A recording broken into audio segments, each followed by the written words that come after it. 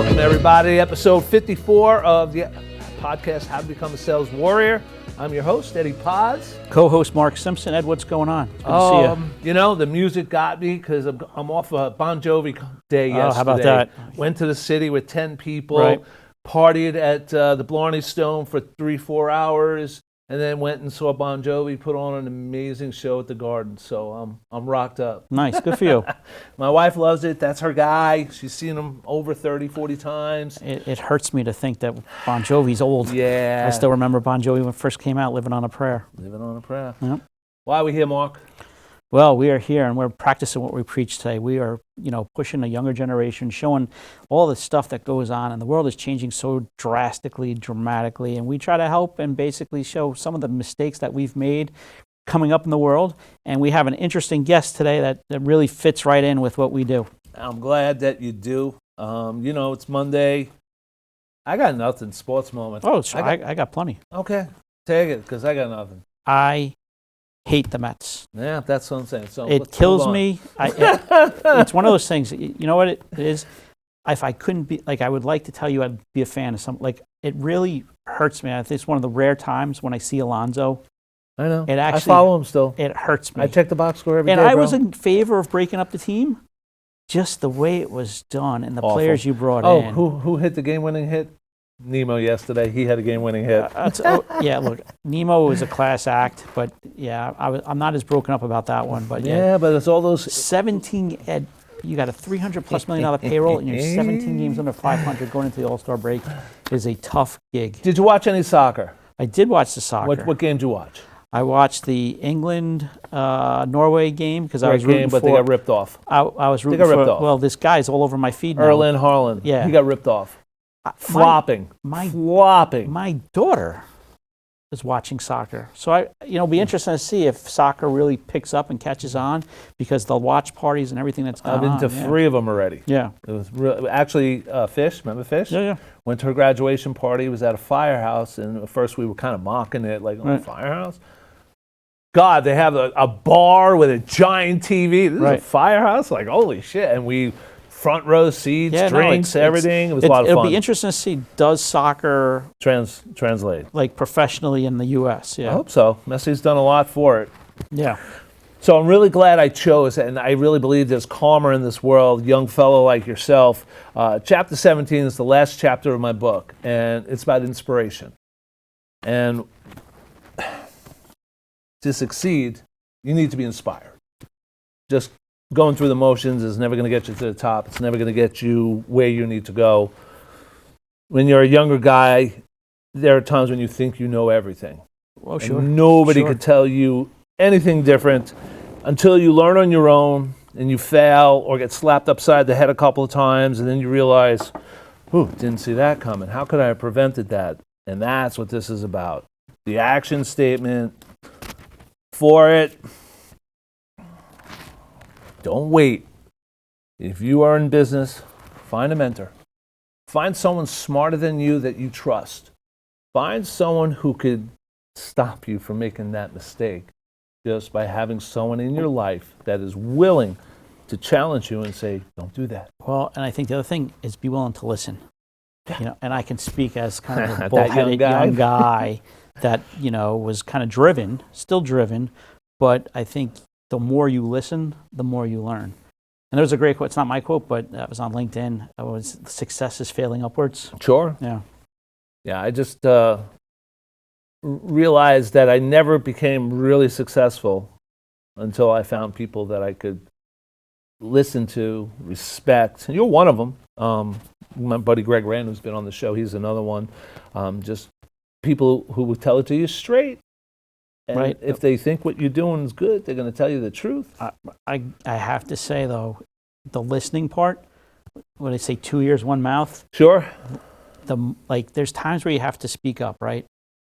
And this comes with experience and mistakes. Yeah, mistakes. That's what we're trying to eliminate here. Listen. And you go to some of these meetings, and I'll tell you, as someone, sometimes you feel insecure and you want to prove your point. Right, you want to shine in front of the whole team. And it's like, okay, we get it, but sometimes the best things you can do are shut your mouth and truly absorb what people say, because a lot of people don't really know how to listen. It's funny you say that, because I used to be that guy years ago, and I know where I am in my career now, and I'm on sales calls twice a week with 15 people, and I listen, and I don't try to interject. I wait for someone else to interject and say something really stupid and have a good laugh. Right. I'm not even kidding you. I do. Like, oh, why would you ask that question? But peeling back, laying in. If someone asks me my opinion, I'm going to always have a good response ready. Listen. And not only that, when you choose your words, they're more impactful. Right. When you have these meetings, and if you say the same stuff every week, or if you call someone all the time, I've learned in my career, you get pulled a lot of different directions. And, there's certain people you talk to a lot. But now when I call people, all right, Mark has to say, because it's your time. Look, but you don't have to ask for it. It's going to come. The other thing too, and I'm very open about this, when I go to dinner, I'm the type, I could skip the appetizer, get the main meal, skip dessert, I'll take the check right away. I don't need the small talk. So when I call you, it's like, let's get right to business, say what it is, and let's move on. I did that with my boss this morning. If I didn't do that, our conversation would have gone to 10:30. I wouldn't have been here later. I had to remind him that he was being late to another meeting. I'm like, no, let's shorten this up. I understand this. Tell me this. You don't understand this. I'm telling you this. And I was able to shorten up that conversation with that being direct. Especially now in this world where you have a lot of Teams meetings and Zoom meetings, and people are, it's that awkward, like, kind of, my opening, okay, let's get into it. Let's get into it. Let's get into it. All right, man. Word of the day. How much do you value this? How much do you think this word helps close deals for you? And the word is likable. Likable. Are you likable? I say that because sometimes people don't look in the mirror before they leave a room, between the hair, the clothes, of this and that. But when you speak, are you likable? I think it's a very, very big component of today's world. One of the things, it's so hard to differentiate things. We've said this before on the show, right? When you try to differentiate product, or whether it be a pods container, whether it be a pancake, whether it be a hat, a security system, or whatnot, at the end of the day, the most important thing, and what people get so frustrated about, is dealing with people. Like I told you this, I had a divorce. I announced my public divorce from Citibank not too long ago. Right. So simple, because, and they just did it again to me. No one calls me back. There you go. It's that simple. So they might be, it's the basic 101 stuff. And I think likability is key. When you leave a good impression, don't be over the top, let things naturally occur, and being likable. And like I think our guest, you'll see, is a very likable guy, which will lead to a lot of success in his field.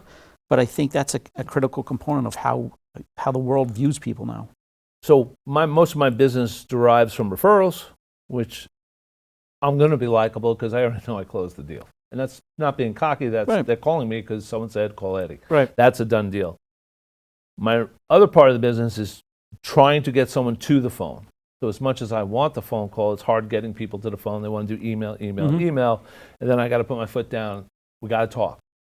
And I know I have 20 seconds of that introduction phone call to either be likable, that I'm going to close this deal, or I'm going to be an asshole and not close this deal. Well, you know what it is? I feel like there's so much social anxiety. People are so geared to hiding behind a text or an email. Yeah. So when you actually get on the phone, there's almost like that natural defensive mechanism. Yep. And so you have 20 seconds. It's really what it is. You have 20 seconds to break down the wall. And if you break down the wall, you're in good shape. And it's key to my success. Yeah. Key to every pit stop I've had in the sales field has been, how likable can you be? In the city last night, meeting my daughter's boyfriend's mom, aunt, uncle, cousins. It was about 10 of us going to the show. First time I met any of them. It ended with one of the 20-something kids picking up the tab for everybody, which blew me away, which backed it up by me buying a round of shots for 12 people just to say thank you for being there. But the likability chart on both sides was amazing. It was like you felt it. Right. When you left, you felt it. You said goodbye, you hugged, and you know you're going to do it again sometime. And I think we've said this too. And again, I don't feel that old, but I feel this experience. I say this to all the companies. We try to have a no asshole rule, right? And it's that simple, because especially when you're younger and you kind of forced to deal with certain situations, And as you get older and you can kind of make more choices and you've had a little bit more success, you really try to surround yourself with no assholes. And whether it be going out to dinner, whether it be sitting in a boardroom, whether it be going to Sitting work at the day to bar. day, or sitting at the bar. Exactly. Yeah, it was a lot of fun, and it was, I came home, my younger daughters were always mocking the older daughter, and they were like, oh, how'd it go? Was it, and they were trying to poo-poo it as if it, and I'm like, we had a great time. Yeah. They're like, really? I'm like, yeah, fun people. We had a good time. Right. Why go in with a chip on your shoulder? Go in with a smile, Mm-hmm. And that's how I do most of my business. Make sure I'm smiling. There was a guy on our team who I had to pull my boss aside and say, you got to fire this guy, because if I called him, I'd want to kill myself. Right. You just have the demeanor of, I don't know, a sleeping cat. Mm-hmm. Like, you just don't look like you're into it. You're not smiling. People can see that, even though they can't see it, they can hear it. Yep. If you're smiling, if you're being likable, and it's just all ties into that word. It really does. And sometimes, especially when you're in a defined, per se, sales role, sometimes you sell by not selling. Correct. And I think it's important, and I have stories, which some of I'll probably get in trouble for telling, but some of it, you gotta, like, when you're out, there's a time to turn it off and just be a person. That might be selling itself versus, hey, let me talk to you. You're sitting there watching a game, and next thing you know, tell me about your problems with your business. Guy's like, dude, I just want to watch the goddamn game. Leave me alone. So knowing when to cross that border, because I was 3 drinks in when I met the aunt and the uncle, the aunt works for the NBA. I immediately go into, I did your Indianapolis All-Star game last year. It's like, oh my God. And we start talking, and I'm like, would you mind if I followed up with you? I know you have a lot of programs coming up, and maybe I'm just not in touch with the whole crew. She's like, oh, absolutely. And she came over, gave me her email, gave me her cell number, says, reach out and let me try to help you. And I was embarrassed. Like, I couldn't believe I did it, so organically, so naturally. Sometimes the drinks are the confidence juice. I was so out for I'm like, did I just do that? And my wife didn't even notice. Nobody even cared. It was just me. Like, maybe I shouldn't have done, but she was, I'd love to help you. Sometimes it's like playing a sport. If you overthink things, it it screws you team. up. Right. Yeah. All right, we're going to go to tequila time because I want to bring in our guest. Who's our guest today? Yeah, it's Lance Smith. Lance Smith. And From where's he from? From Badlands Security. Badlands. If we had some Bruce right now, I'd play it right now. Yeah, well, Lance going to be making a name for himself. All right, so we'll be back in 10. Have yourself a good morning.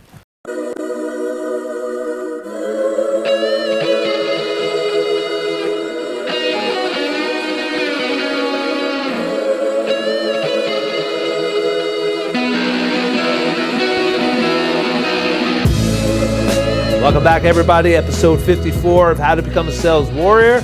I'm your host, Eddie Pods, co-host Mark Simpson. We have a special guest today, Lance Smith from Badlands Securities. Did I get it all right? Yes, sir. Yeah, I appreciate Welcome. having me on. Welcome to Tequila Time. Tequila Time is a time for me to ponder on how I used to do something in the old days, which could be last year because the old days changed very quickly, to a new way of doing it. So first, we're going to toast our shot. Toast. Thank you, Lance, for Grab coming out yours. Here. Cheers. Tequila on a Monday. Oh, little chaser. All right. Yeah, something old. Now I'm ready to go. Something old. I used to be able to handle this, and now I can no longer do it. Changing the language is how I used to do it to how I do it, and it's something that changes with seasons. Your message can't always be the same. I do between 300 and 400 email outreaches every week. I'd say less than 10% are personal, 90% are in large groups, and I have to keep creating the language in those emails to draw more attention to why you should call me. A word here, a word there, but being more lasered with it, knowing that you have to change. You just can't keep having the same message over and over. Right. It gets boring and stale. You have to recreate. Right. Yeah. That's it. Yeah. So that's our now and then part of today and yesterday for Tequila Time. Our sponsor, Twisted Cow Distillery in East Northport. corner of Larkfield Road and Pulaski Road. They donated this tequila. So. And he's a doctorate of tequila. He's a He doctorate is. of the distilling process. John's a great guy. He's doing big things. All right, the reason I had you come in a little early, because we got some things here, and I want to hear your perspective on these things. So I'm a sales guy. I'm always talking about winning. Yeah. The wins, wins, wins, wins, wins. So big win of the week. My big win of the week was saving what I lost. The Travelers. Good. From what had transpired to load in, I was a goner. To what transpired afterwards, I was even more of a goner. But somehow in that last week, I found something, I exploited that something, and I was able to get them to actually apologize to me. Yeah, sometimes winning is by not losing. Correct. Yeah, right. And the win was the openness on both our parts, because I never dodge a sword. If it's coming, I got to take it. It is what it is, being open and honest. And these gentlemen appreciated that more than the mistakes that we made. And we're going to have not only just a sit down next week and review what we're going to do, we're going to get together again in January with a bigger group, more operations people, more drivers, more people, to show them that we really mean what we say when we say we're going to fix the problems, and this is what we're going to do to fix it. Otherwise known as falling on the sword and taking what you got to take, and you go from there. Yeah. You a big one? So my big win, and I say this, is being patient. And when I say that, so SEM has 3 divisions, right? We have kind of Learn It Media, and I never get into so much detail, PCG Compliance, and then Integritas Group.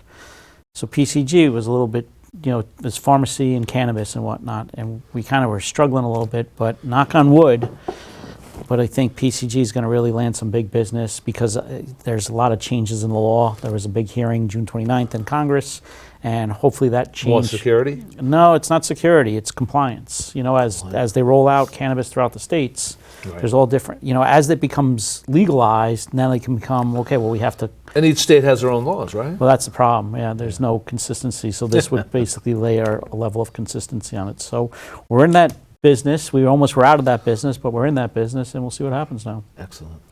Big win for you, sir. Big win of the week. We're working on closing, our first deal since we closed on Webster, which was our first deal last year, and which is the locksmith, locksmith company. Yeah, and so had to do a lot in terms of hand-holding through the entire process, lots of steps. And just to give perspective, how long does it usually take to close a deal from your side? In an ideal world, 2 to 3 months, but that's quick. Yeah. In reality, it's going to be more like 6 or 12. Right. Yeah, shorter the better, though. It's funny. I'm part of a national team. We have a national sales guy, and I've been a local rep, regional rep for 15 years, and I've swung and missed at the national part of it, and I've never been able to sit and ponder and wait 2 to 3 months for a deal. Right. I need to sell now, and that's my mentality. And we had this discussion about people not carrying their weight, bringing new business. So with my boss today, I had a one-on-one, and I actually put together a spreadsheet of the entire year, how many new accounts I brought, how many containers it was worth, first months all the way up to the present day, 7 months of information right there for you. And it was like, nobody else is doing this. That was another big win. Let's go. And are you doing email outreach, or you're basically your outreach is all over the place, right? Yeah, so it's a lot of email, a lot of cold calls. Oh, you're cold calling. Yeah, doing a lot of cold calls. Nice. Excited to talk more about that. But then industry networking events, introductions. It's the biggest thing. Is warm introductions or Cold ones suck. Cold calling blows. It's just so non-rewarding. Why wouldn't you take a warm lead over a cold lead? I don't know. No, I hear you. I almost feel though cold calling. I have to be in the mood, right? Yeah, right. Yeah, you have to be in the mood. Yeah, you got to be in the mood. And the thing is, when you have experience, it's one thing. Look, I still get 15 calls a day, like the spam calls, right? But if you can call, and like even from your side, you're kind of interesting. If you can just get the person to say, without the click, hey man, look, I just want to talk to you. Listen, I'm not like everybody else. I'm just talking to you. Just here's what I offer. All right. best business decision of the week. And the reason we do win and big, because sometimes your business decision eventually becomes your big win. Right. For me, it was changing the attack on the email, being more understanding of what their business is and why I fit. Instead of just, so I target the construction industry. Every time I see a construction email, they get a personal introductory email from me letting them know I'm already your construction account manager. That's narrow and deep, yep. It's not a question. I am your construction account manager for pods. You currently have a residential account. If you'd like this business account to open, you just let me know. Blah, blah, blah, blah, blah. But it's so pinpoint because they have a residential account. I can't work with them. Right. But you're a business. Do you want a business account? Do you want the benefits of working with a business account?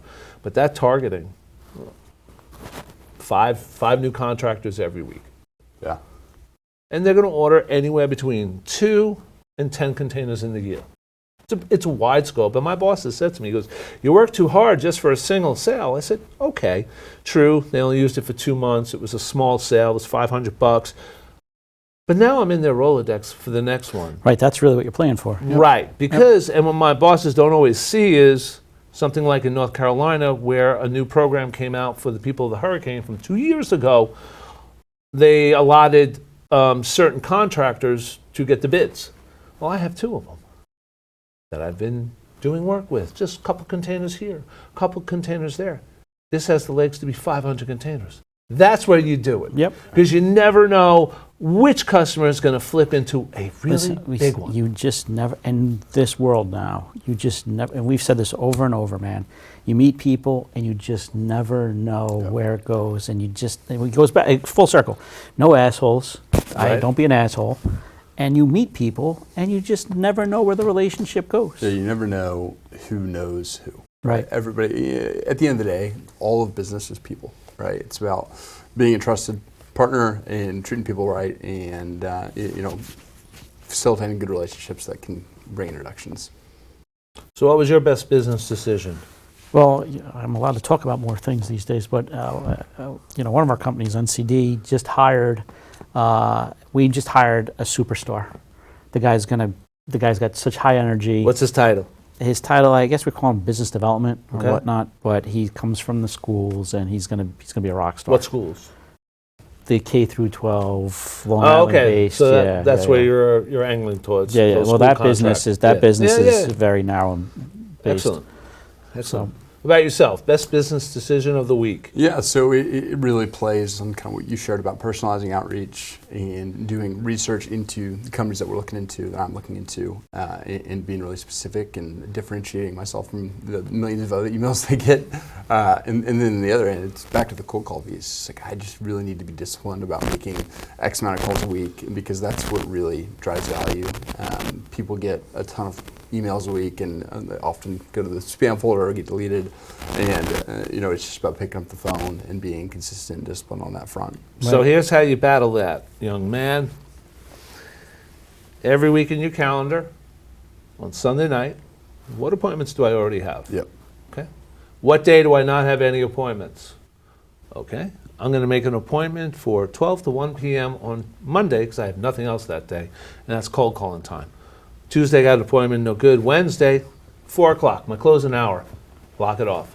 That's when I'm going to be picking up. Put it on your calendar. Right. It'll make you do it. Either that or it'll make you delete it, and then you feel like shit. Yeah, exactly. You're gonna say, Eddie told me to do it, and I didn't do it. And but it's a really helpful reminder to do it like that. Where do you get your, do you have lists to call? Like, how does that work? Yeah, I mean, that's an evolving process of me finding companies, and typically I send an email beforehand, so there's something I can point to, say, hey, I sent you this email last week.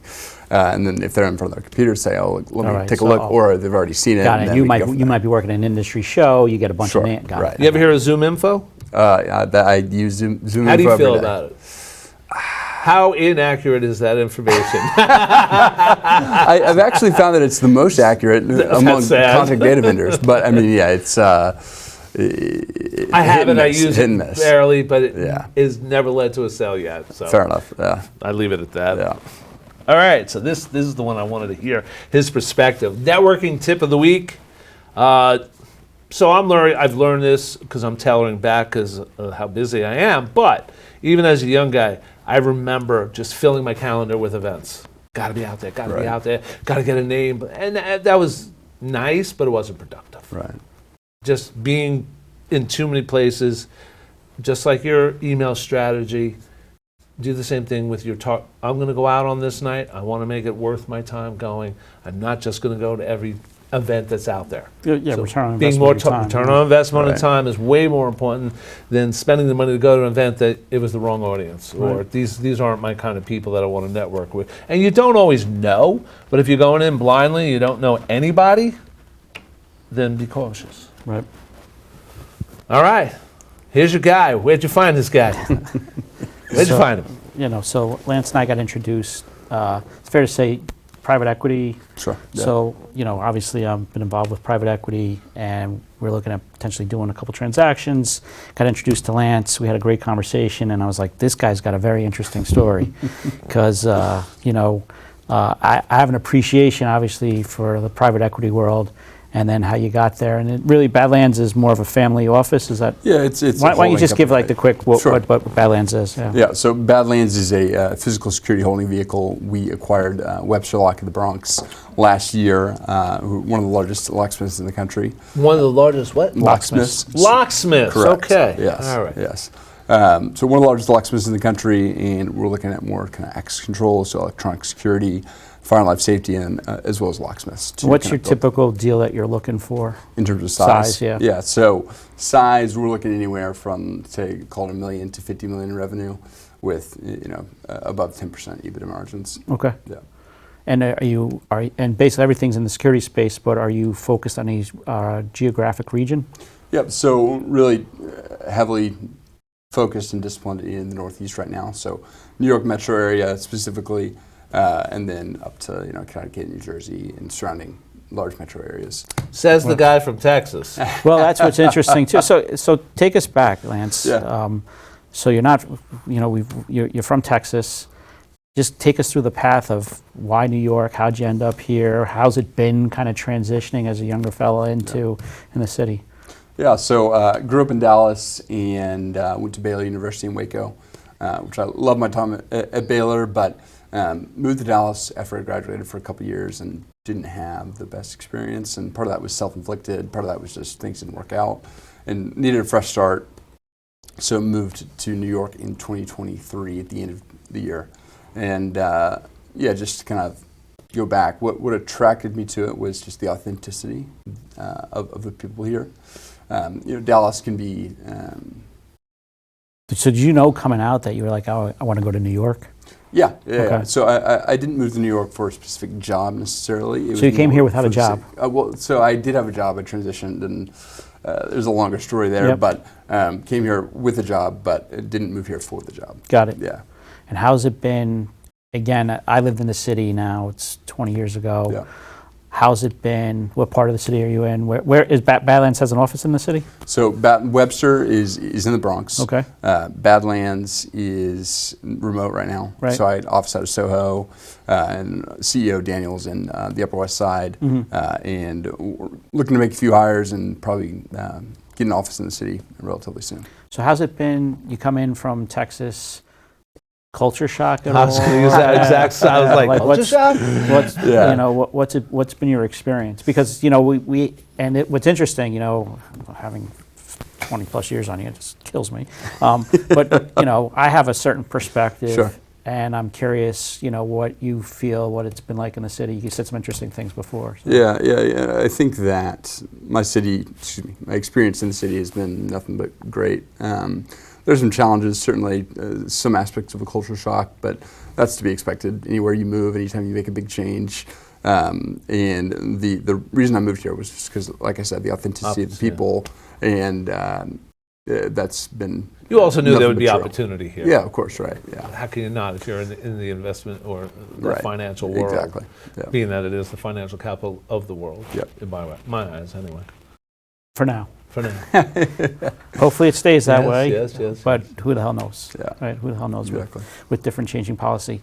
So you make the jump here, and then how long from the time you're here that you end up at Badlands? Yeah, so early in my career, I jumped around a little bit, and in school, I thought I was going to be in ministry. Like I thought I was going to be a pastor. And Well, that's very. I mean, that's it's different, right? okay. Way different. Yeah. Money, God. Money, God. I want the money. No, and I see in your background, you have big faith, big Christianity, Yeah. faith, right, whatnot. So how? And again, from probably, you would think, okay, Waco, Right.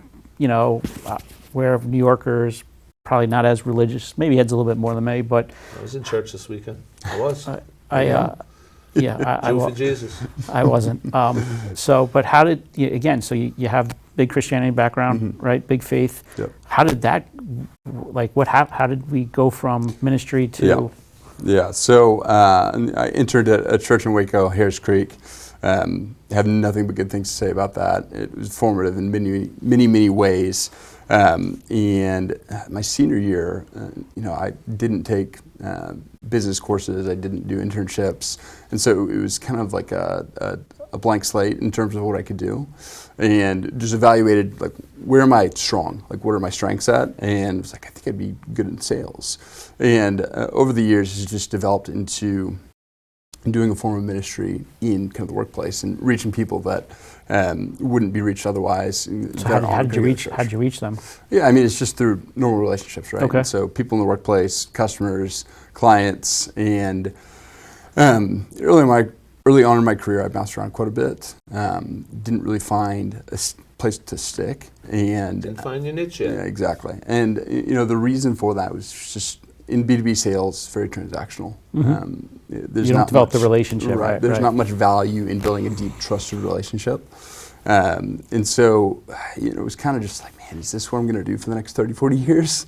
And if so, I'm not super pumped about that. And so, was doing sales at a small expert network in New York, and got an offer from Badlands, and took it, and have never felt like there was a better fit between kind of what I really care about in my work, in my life. I do want to interrupt because you said something. I smiled when you said it. The B2B sale is very transactional. There's not much there, and I'm listening. I'm like, well, it's just the industry you chose. Right. Because the industry I'm in, I am so relied on my B2B business, restoration, construction companies. My phone is literally ringing all, Eddie, I need this, Eddie, I need that. Like, there's constant contact from my clients at least once, twice a week. Yeah. Just the industry that you chose where there is no. Definitely. I would say, and this might be a little bit of experience kicking in, I think a lot of what you're also doing is almost a level of therapy. Yeah. Right? Because Very true. I get it. Because you think about it, right? You're potentially buying a business from an entrepreneur or founder, and they've put their life into that business, Exactly.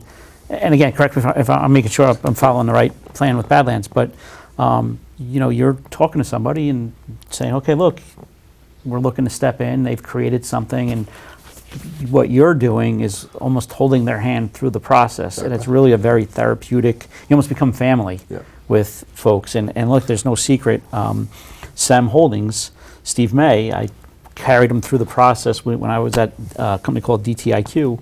We bought his business, and I became. It's almost like it's almost like a second father to me. Really. Where you become so close to the family that you guiding people through it, and it's exciting. Right. But it's, as you know, right, as you're going to learn too, going through the process. You're dealing with a lot of personalities. Exactly. Yeah. Yeah.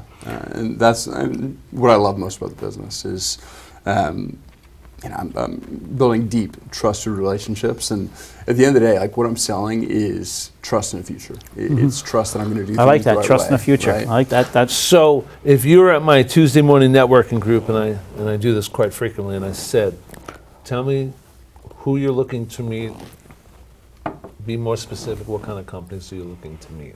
Sure. So, in an ideal world, it's a younger, motivated operator who has owned a business and might have some growth constraints, some cash flow restraints, that is looking for a partner to kind of take the next step in growth. Secondarily, it's an owner with a great business that is potentially looking to exit and wants to get out. What we offer is kind of a in between. In the traditional private equity sense, where it's a 3 to 5 year hold, pretty short term, that requires some financial engineering and manipulation to get the best returns. And then the other side of that is strategic. So, Are you Barker. Are you guys required to do that hold, or you can hold? You don't have an exit time. We don't necessarily have an exit timeline. I think that what I tell people is like 6 to 10 years. Well, that's long. Okay. Right. Yeah. So it's definitely longer term, and so you have that kind of two sides that you can go, where you go with private equity fund, quick turnaround, or you can go with strategic that will often kind of control a lot of what you do. And so we're sit in the middle, where we're longer term hold period, and we're not going to change your name, your location, kind of what you do. I think about it as you've built a great business. Like, why should we fix what's not and that's a big deal with it. And again, just from what I've seen, a lot of times when people have built a name, it's very personal to them. Absolutely. If Badland comes in and it was Mark Simpson Security, and now next thing you know, it's Badlands Security, I think that's a very respectful thing, where you're going to keep the name, push the brand, because there's equity in that brand. Yep. And I appreciate what you guys are trying to do on that. Do you bring in your team to oversee the company once the financial arrangement has been made? Like Mark's a fractional CFO. Do you bring in your own CFO to look over the books, see what needs to be changed, what needs to be done, or are you still relying on the business owner to make all those decisions? So, we'll take back office stuff, and it's going to vary per business. We're going to do a formal audit of what processes work, what doesn't, needs fixing. So it really is case by case, but some of the things that we do is we support back office and do things that people don't enjoy doing or don't know how to do. Right, exactly, yeah. And so we can take things off the plate that are burdensome. And again, I could go on for a while, because this is my sweet spot. Right. But when you say back office, so a company's operating, they have, say, they're selling what they're selling, but then the billing, the accounts receivable, the accounts payable, you guys potentially alleviate all that or fold that into. Yes. Got it. Correct. Got it. And so there's a certain synergy where the thought is, okay, take away the distractions so we can focus on growing the business. Absolutely. Makes sense. Makes total sense. It does, but you have to have the full trust, Yeah, on both sides, Yep. because as you know, in business, people are doing things not always for the reasons they're telling you they're doing things, and you want to make sure you're putting your foot in a good place. And I think what's interesting with your personality, I think because let's just take, for example, maybe you go to ISC West, right, which is the biggest security show there is out there. You meet people, you go through the process. Where do you shake out, like, once the business gets acquired? Are you involved on a day-to-day basis? You involved on a board level? Or are you just an advisor? How does your, because they become attached to you? Yeah, of course, right, yeah. So are you talking about me personally? Both you personally and Badlands, yeah. So personally, I think that my day-to-day operation in terms of, my day-to-day involvement in terms of like operations of the business will be somewhat limited. On the personal level of maintaining a relationship, making sure everybody is in order and is pleased, like I'll still be involved on that front. Mm-hmm. Yeah. And that sounds like my answer, because I have these national accounts that I have to explain to them, I'm your guy. Right. You have a major problem, I'm your guy. But this guy over here, everything that comes out of your mouth that you want done, need done, have to have done, he's doing it, not me. Yeah. Cool. So let's route that the right way and keep this line for the big shit. Exactly. So, but I think it's business, right? It's all the same, Yeah. right? It doesn't matter what industry, but here's the thing. So you have the relationship, right? And you build that positive relationship, but when stuff goes bad, I'm in front of it, man. right? You're what I Exactly. call is Yeah. it's white collar garbage man, right? Actually, I call myself Eddie the Fireman. I put out fires, man. That's what I do. And that's from your side. And I don't joke when I legitimately, and it's a lot of therapy. Right. But it's more like, is how do you basically keep everybody's egos what we're not allowed to do Yeah. is have an ego. Right. Nope. We're not, Nope. And we're not allowed to take this shit personal. Right. And I can tell you, as you know, when you deal with a lot of different private equity, especially in your spot, as there's more deals that you come across, being able to being likable, as we all tie this in, Yeah. is going to, I think, that's the bigger value of anything. Right. When someone says, okay, you know what, I'm doing the deal because I like Lance. I'm trusting my future because I like Lance. I mean, that's the. I think we digress, and you didn't answer my question. So who am I introducing you to? Oh.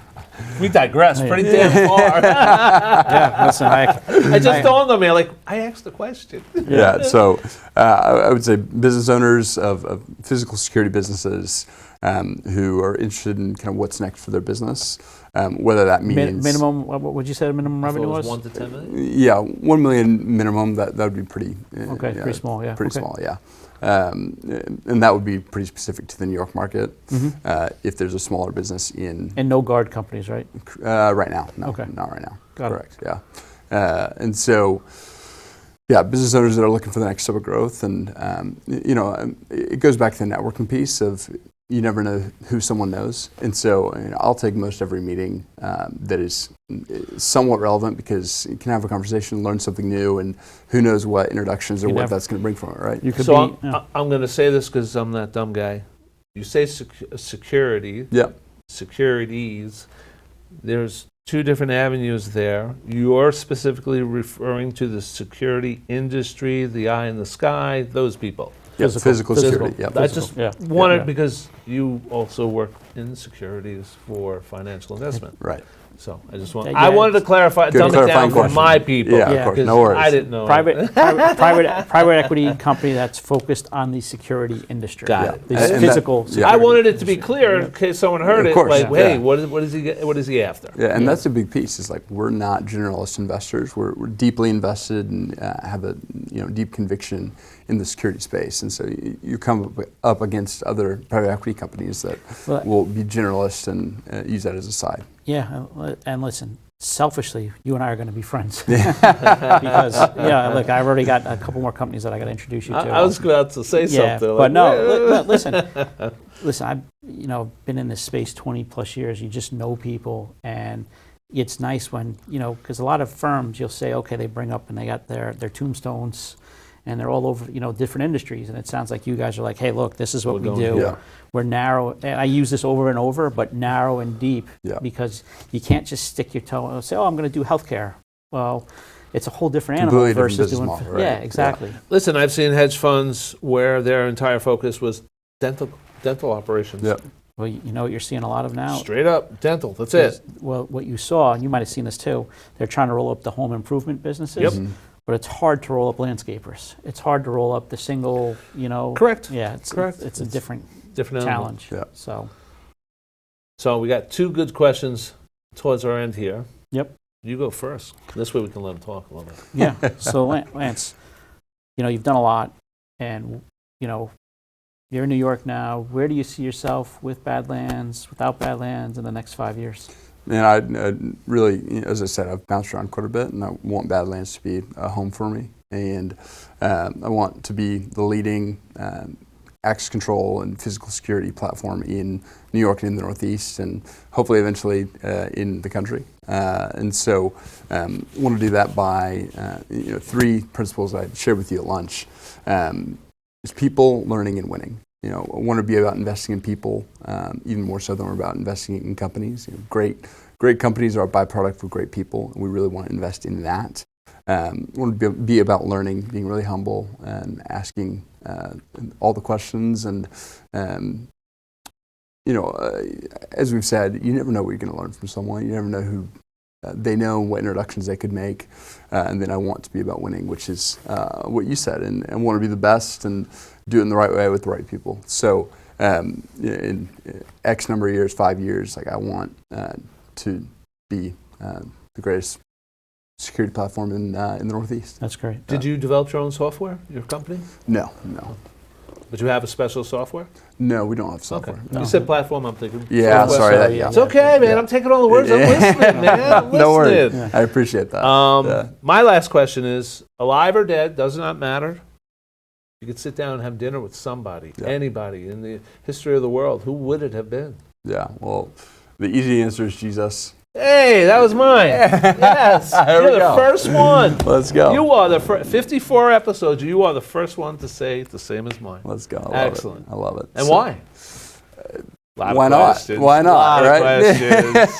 Lot of questions. But the honorable mention in my eyes is my late grandfather. His name's Randy Lofgren, and just an amazing man. He passed away in 2014. Before I was really at the maturity level to ask him a lot of questions and hear his story, and so very, very grateful for him and the impact he had in my life. And if I could have anyone aside from Jesus, then That's it awesome. would be my That's late a great grandfather. answer. A great answer. Yeah, there is. So we should keep you in mind for good networking events. You're willing to come to Long Island. Absolutely. All right. So we got to put it on your calendar. Tequila 100%. Tuesday. Already starting to set up for Tequila Tuesday. That's in. Are you a non-drinker? On and off? Yeah, here and there. Okay. So I do a Tequila Tuesday. It's a fundraiser. Okay. Every year I pick a charity, and we raise anywhere between $2,000 and $3,000 on the night. Awesome. And just started putting the date on the calendar, so I'll have to get that over to you. So you've made it through. Tell the people, how can we reach you? So you can reach me. Where's the camera? Your camera's over there. Awesome. Okay. So reach me at lance@tuckersfarm.com, and you can find my mobile. I'm on LinkedIn as well. Lance Smith, Badlands Security, and would love to meet you. Mark, how can we reach you? Mark Simpson, you can find me at SEM Holdings, msimpson@theintegrisgroup.com, 917-414-4027. And I will say this Saturday, Yes. Comac Family Day Family at Hoyt Day Farm by at the Hoyt Comac Chamber of Farm. Commerce that we will be all working at as well. All right, and I am Eddie Podge, your host. If you need pods moving and storage, it's eadelman@pods.com. Very simple. Or if you are interested in my book or come speak with your team on sales, it's eddiepods@gmail.com. Thanks all for being here. We'll see you at episode 55.